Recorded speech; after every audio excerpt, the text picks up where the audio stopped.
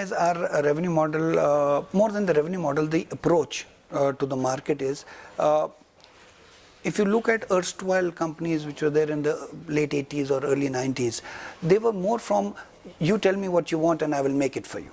I think that approach worked well in those days. But in today's, talking about mid 90s and to early 2000, the approach was completely different. The approach was, I want to learn from what you have, and I want to learn how this can be utilized in our environment, in our bank. Now, we had a very strong competitive advantage.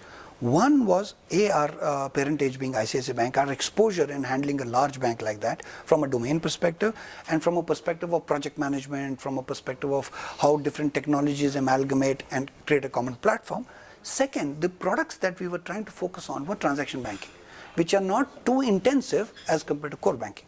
So when we put that combination in place, the revenue model automatically came across into perpetual licensing, because those even today in Middle East, I do not see a term licensing concept very predominant, except a few core banking vendors which are now moving into a perpetual licensing model, because the buyer does not want that the term licensing anymore, because the return of investment and the cost of holding the product over a period of 10 years is very huge. So we have always worked on a perpetual model and we continue to do that. However, now we are shifting our gear into the cloud-based model, which allows us to look at an ASP-based offering.